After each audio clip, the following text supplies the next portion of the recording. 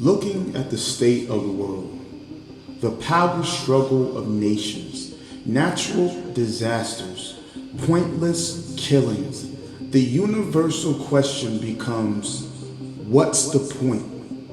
So many questions with little answers, so many things to do in a day with so little time, thousands of thoughts racing through our minds, and barely any relief to the anxiety running rampant in our mortal bodies.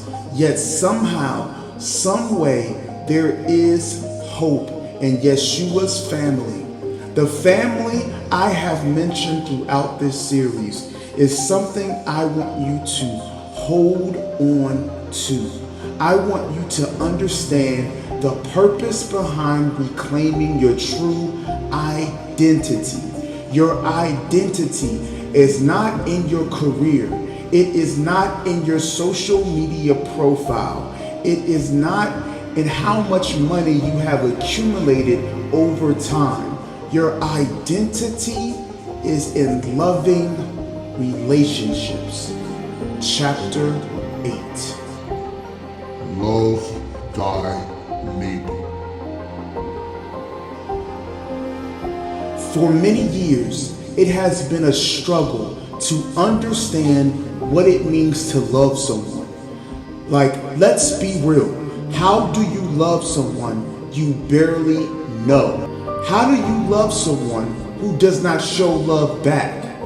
Why do they even deserve my love? The fact is, love in the average person's mind is misunderstood as a feeling you have for someone. The warm feeling that you get that overflows into the sensation of happy thoughts and kind actions. Unfortunately, if this is what love is, you will never love anyone for a long time. Humans will disappoint you. They will fail you, and some will betray you.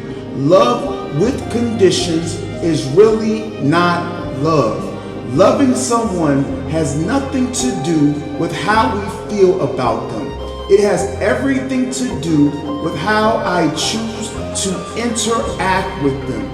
This type of love is impossible to achieve without the help of the Holy Spirit. I repeat, this type of love is impossible to achieve without the help of the Holy Spirit. The key to love is mastering the concept of forgiveness, forgiving those who trespassed against us, forgiving those who have wronged us so badly in the past, that family member, that friend, that spouse, that child, forgiving people as Yeshua forgave us. Let me give you a relatable example. Pretend you loan someone money. Let's go with a large amount like $20,000. The person was grateful for the loan. They needed it for something extremely important. To them, they think this gesture was beyond generous. The terms of your agreement was to receive a monthly payment for the next 6 months until the debt is paid. The person makes 3 consecutive on-time payments. However, the 4th month, they ran into some very hard times. They didn't have the money as promised for that particular month. Although this was in breach of the contract, you showed them compassion. You decided to erase the remaining balance of their debt. Not only are they relieved, but they now admire you because of your generosity and loving action. After erasing their debt, you say that your only condition is that this person must be generous to people less fortunate than them. 2 weeks later, the same person you helped has a public altercation with someone else. You just happened to witness it. You overheard the argument. The person you helped 2 weeks ago screams at the other person about them being owed $100. The person who owed them $100 also went through a hard time and made barely enough to put food on the table for their children. How would you feel about this altercation? After dismissing over $10,000 of debt owed to you just to see the same person physically threaten someone else over $100, how would this strike you? This exaggerated example is a great illustration of what happens with us as humans and forgiveness. Yeshua was willing to forgive the entire planet, and he simply asks that we love and forgive others. No matter how religious you are, if you can't forgive, you will not be forgiven.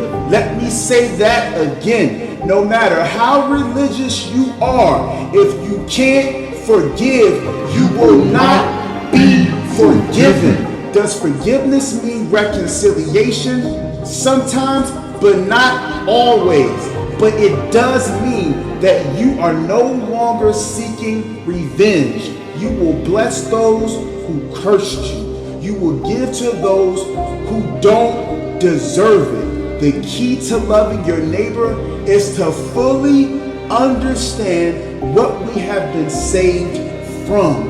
Imagine existing in a realm where peace, love, joy, kindness, and hope does not exist. Imagine being there forever.